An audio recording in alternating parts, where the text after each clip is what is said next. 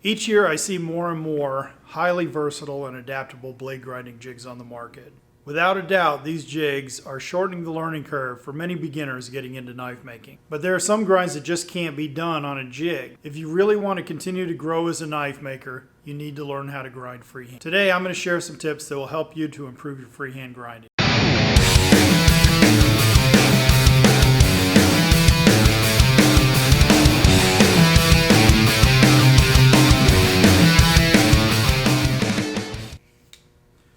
Welcome everyone.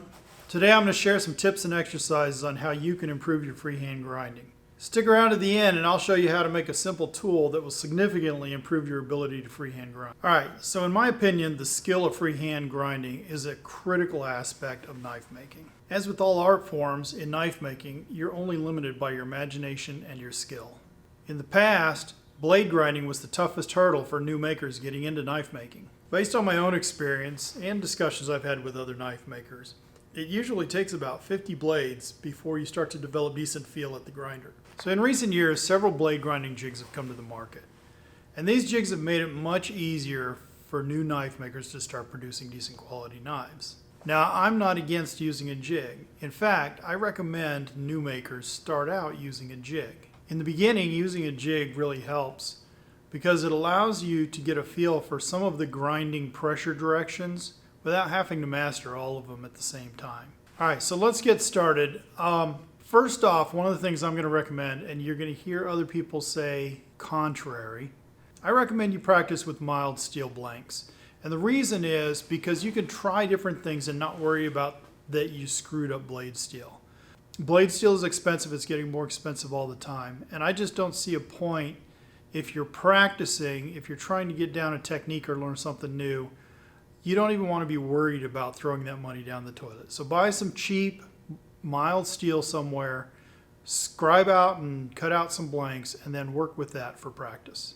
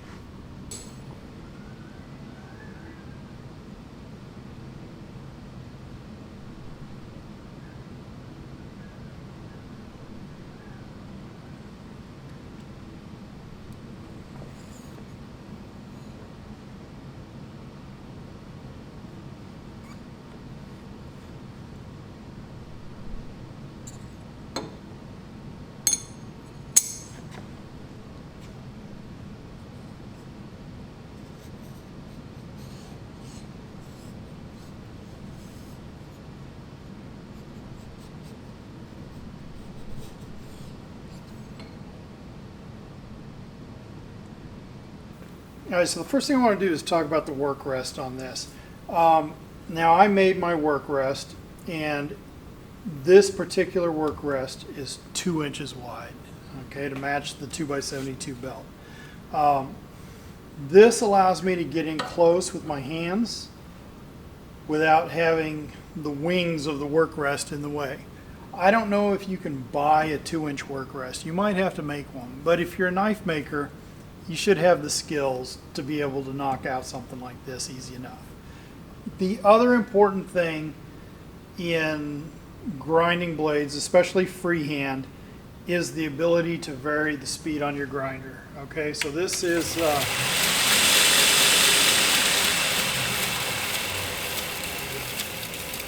obviously a variable speed grinder. I can turn it down very low, or I can run it up pretty high.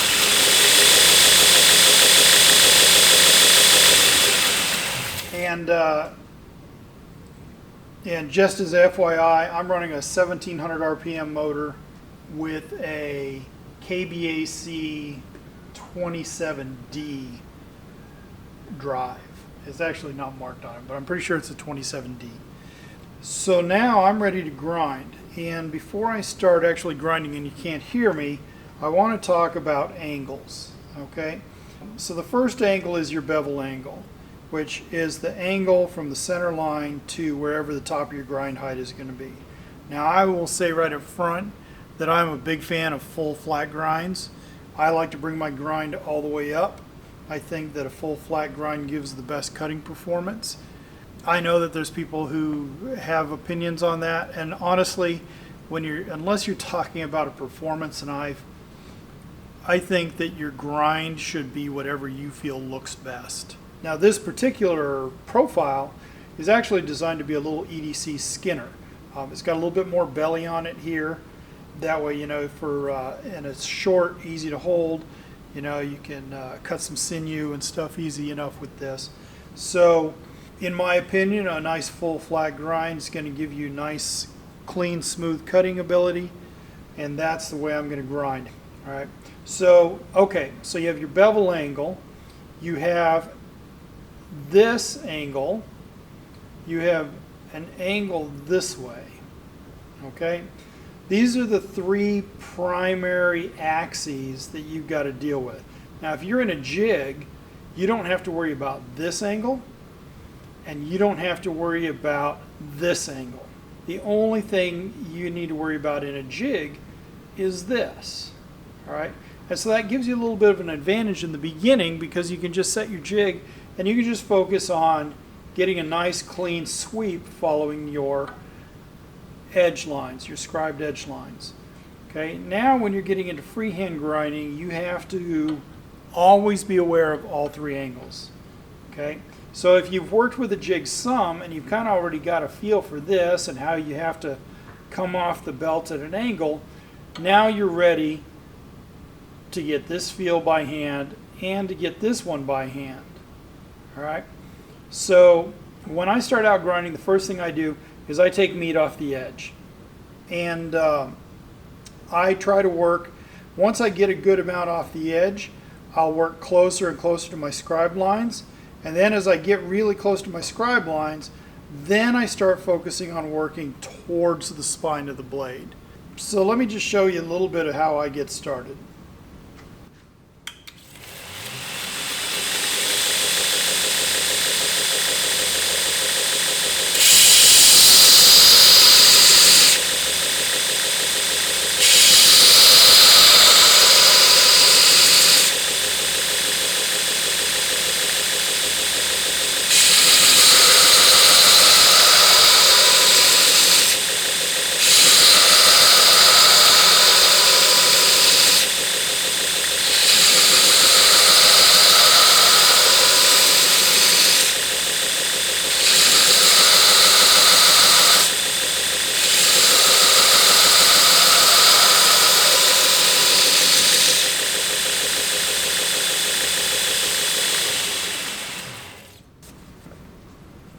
Alright, so as you can see, starting off, I'm just setting a flat along the edge.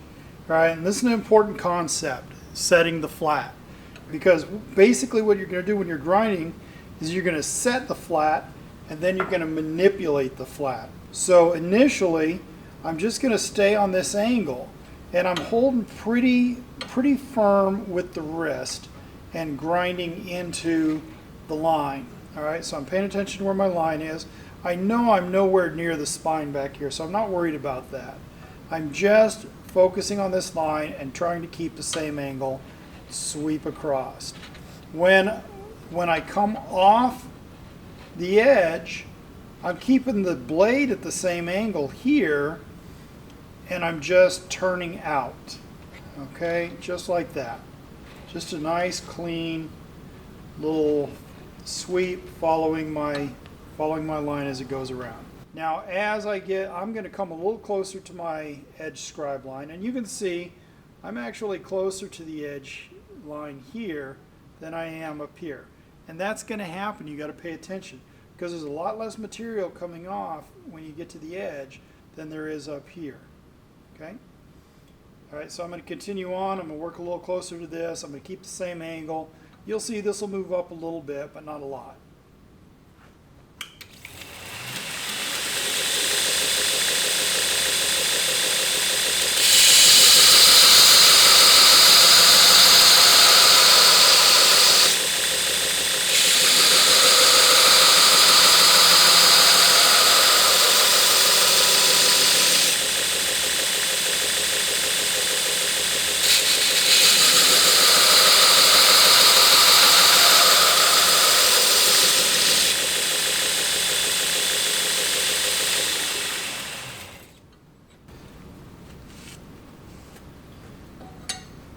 Alright, so I've moved a little closer to the edge line. Now right here I'm pretty happy with where that is, especially on a 50, this is a 50 grit blaze belt. So it can hog off a lot of material in a hurry. I'm pretty happy with where I am on the 50 grit in terms of moving towards the edge line. Now I want to work my grind this way. So what I'm going to do is I'm going to get my flat, and I want to know exactly where I am. This is, see, I pushed against this flat. That's the angle. That's a set angle, right? So now what I want to do is just start applying pressure toward the bottom. And I'm always watching. Basically, I don't want to take off any material at the top. So I am changing my angle, but I'm changing my angle not by consciously making a new angle, but by adding pressure on the bottom. All right, so I'll do a couple sweeps across and you'll see I'm not going to take anything off the edge. I'm just going to work this flat down.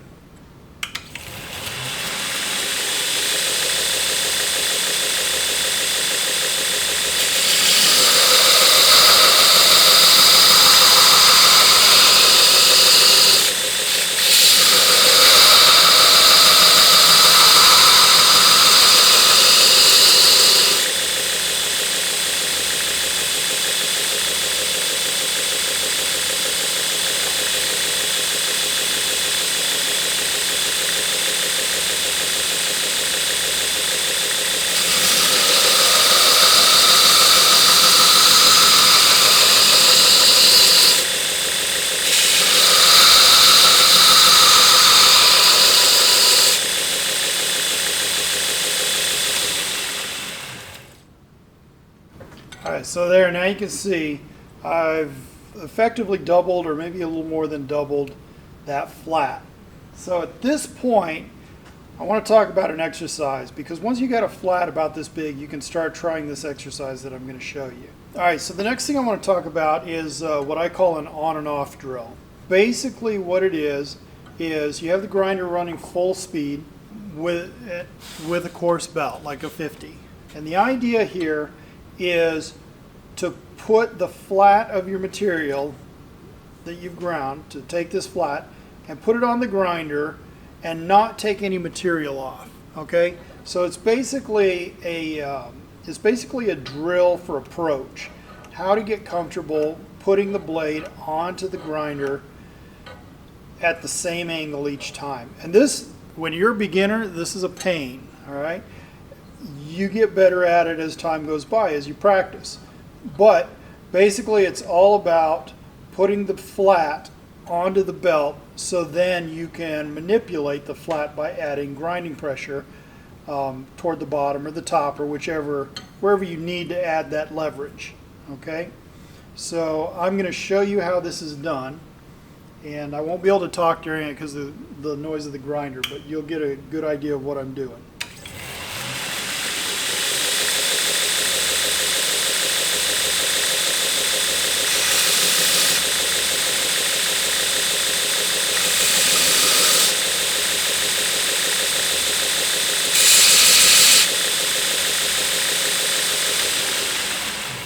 Alright, so that last one was a perfect example. I didn't put it flat onto the belt, and I actually took a little bit of material. And you can probably see there's a difference in the bevel right here, where I actually touched this top edge first before I got it onto the flat.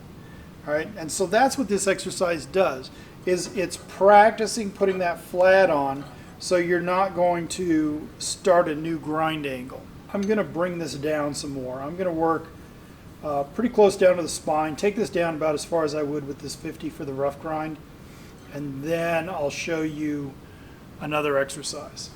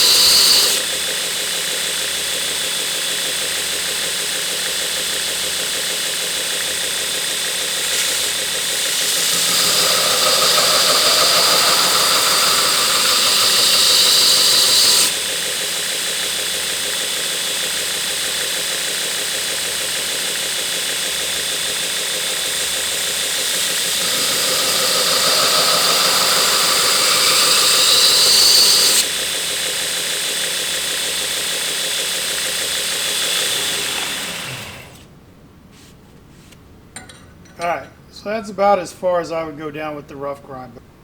Alright, so I've changed belts. I put a Trizac belt on here, and I'm just going to go ahead and work down the grits, clean this up a little bit, and just overall clean this grind up. Now when I go to the other side, I'm actually going to use the other side to demonstrate a hollow grind, so we'll move to a wheel. But I just want to kind of show, I'm not going to talk too much about it, I'm just going to kind of work this down. I'll go through a couple of grits and show you what the finished side looks like on this.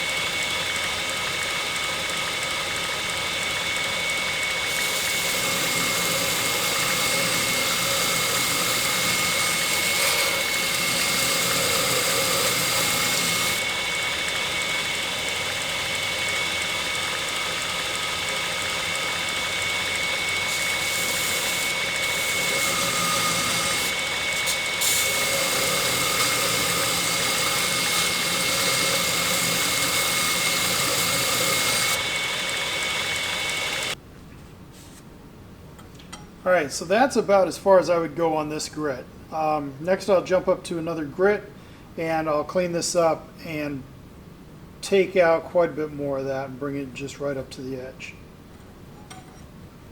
All right, so now we're at a A45. I'm going to hit it with this final grit, and then that'll be it for the flat side.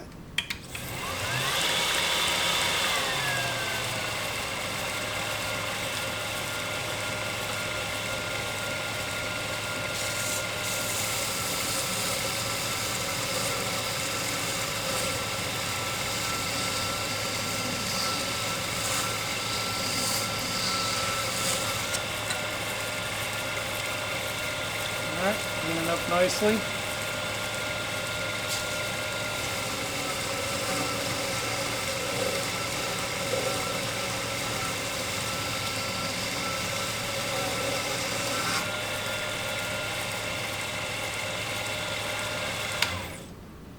All right, there we go. All right, so on the opposite side, I'm going to demonstrate hollow grinding. And I approach my hollow grinding a little bit different, but not a lot different. If you've never hollow ground before, you'll find it actually, once you get started with it, honestly, it's easier than flat grinding. And the reason is because you create a dish that the wheel wants to register in. It wants to sit in that dish. So then all you have to do is find let the wheel ride where it wants to ride, and then apply pressure up or down, left or right, and that will give you your grind. I don't usually use a work rest when I hollow grind. I tend to use I use a push block. This is actually the tool I'm going to show you how to make. It's a piece of oak, and it's got a little shelf on it. And I use that shelf just to support the blade, and then I use this upper portion to push against. So it's basically holding the blade in place just like a work rest would. Instead of just talking about it, let's get to it.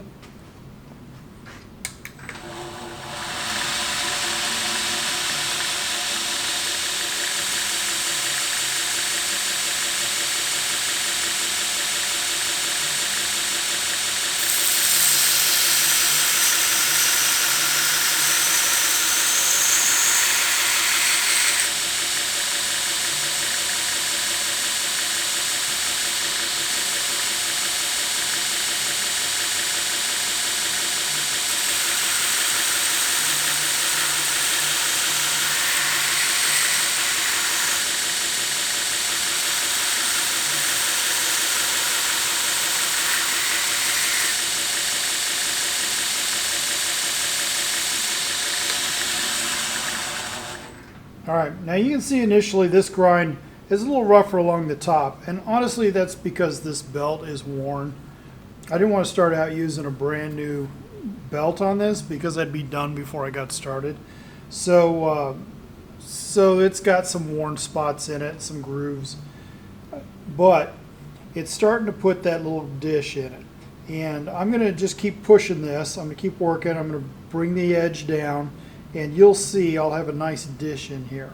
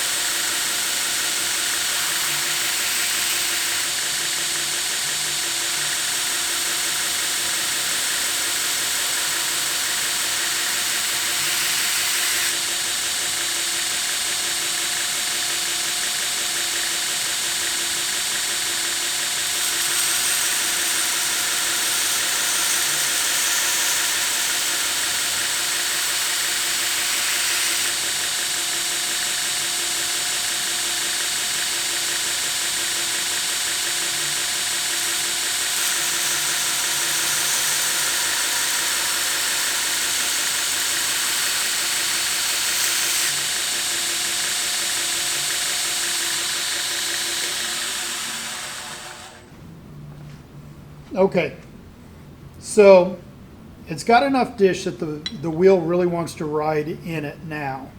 So what I'm doing now is I'm trying to keep it from going toward the spine, and I'm working on putting pressure along the top. Basically, I'm just kind of leaning my tool in at the top to apply more pressure here at the top edge and come closer to the center line. Okay, so that's how I'm going to keep working it. Also, another thing, there's two different ways people kind of use the wheel for hollow grinding. I tend to do flat pulls across. Some people like to follow the contour, especially if they're using a smaller wheel like an 8 or a 10 inch. They will come across and turn the blade so that the hollow actually follows the belly of the blade around. I don't tend to do that. I like to have a full height hollow grind, so there's really no point in doing that because I would just grind that definition off.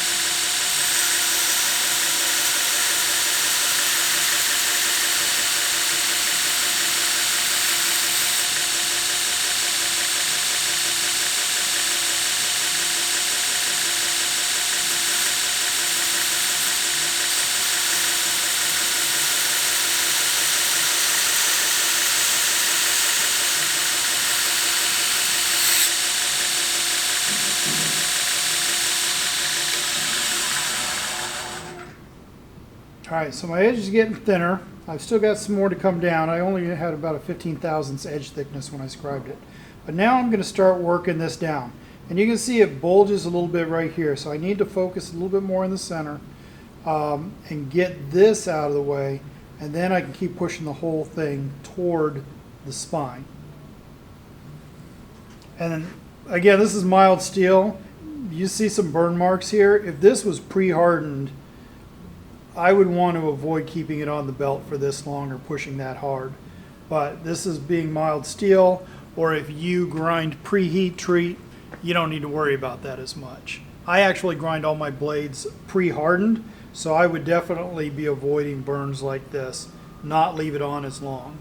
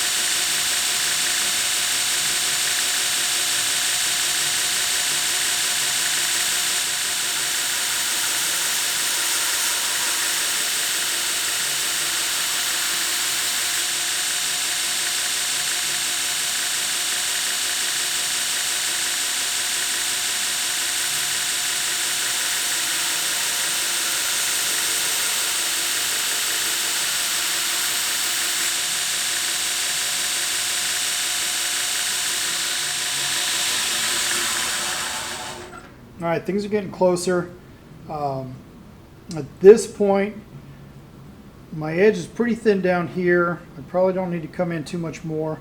I need to take some more material off the edge here and continue to push this to the back.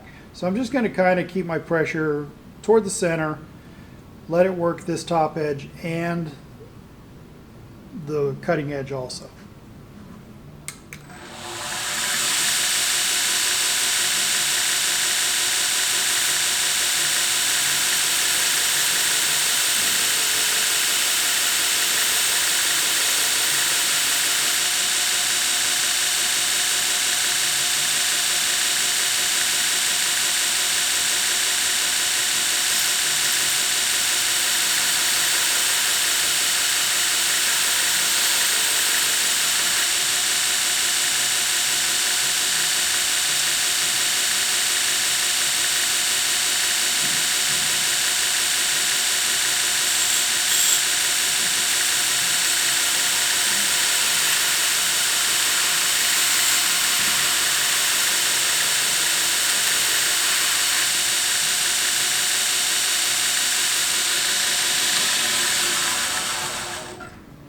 All right, and that's looking pretty good. At this point, I'll go ahead and I'll change back over to that Trizac belt, and we'll clean this up.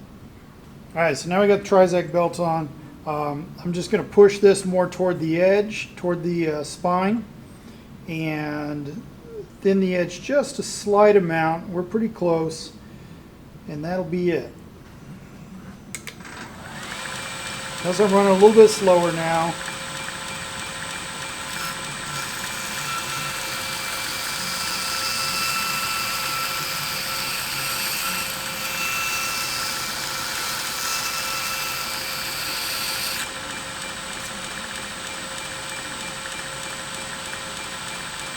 Okay, I can look at my grit pattern. I can see that there's still some 50 grit marks here. So I know that I'm going to have to, as I keep going down here, I'll work towards that tip.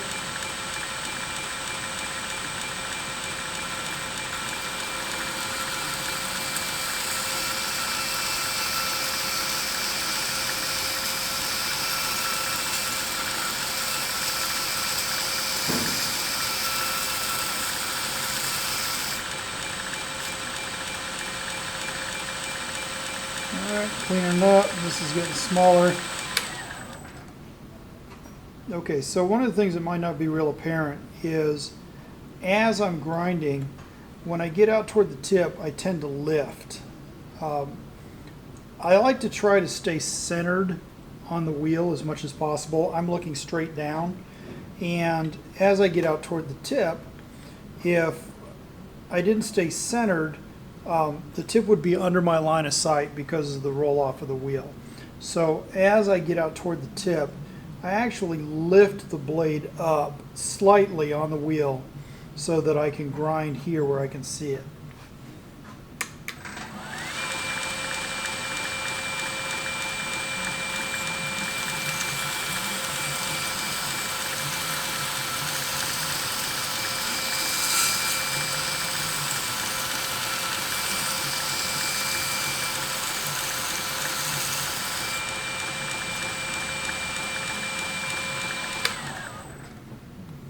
Alright, so that's how that's going.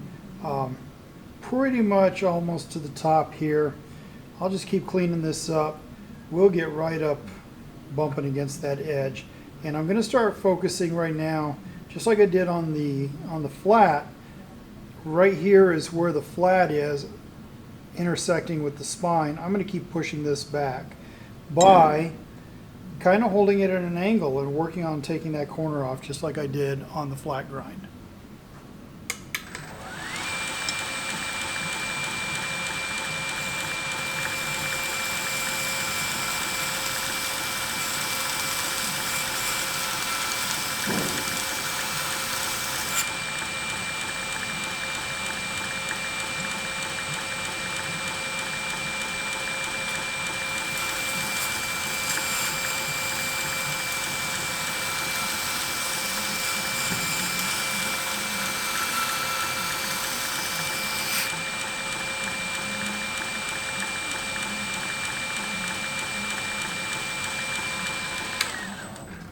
Okay, and before I take it all off, you can see I've pushed that flat back quite a bit, so now it's more up in here. The next time I hit this thing on there, we're going to be right up at the spine, so I just wanted to show that before I get there, how it's gone, how this transition point has gone further back. And I'm going to turn it down just a little bit more.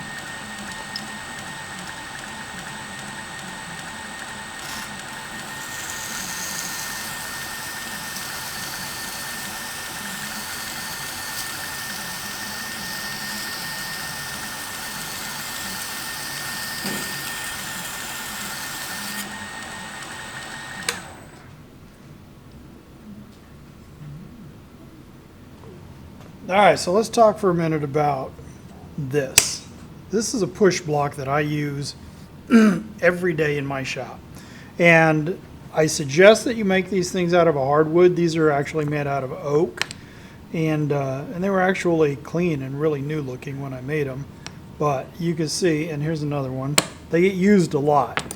So if you don't have something like this, I suggest you at least give it a try. I use them as push sticks. I use them as supports. You saw how I used it when I was hollow grinding. But basically, it's angled at one end.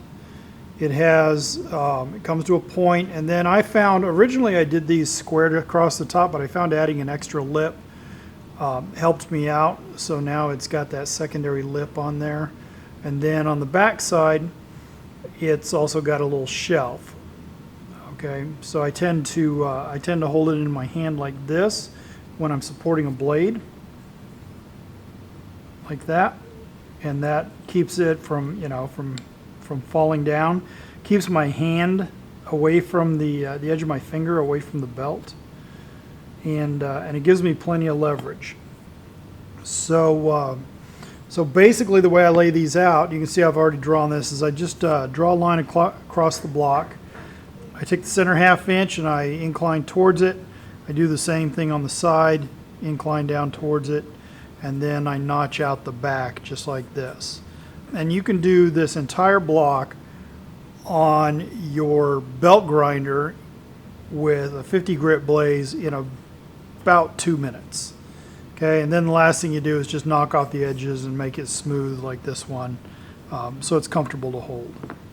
So I'm going to demonstrate. I'm going to grind this one down on the belt sander and show you guys how I make it.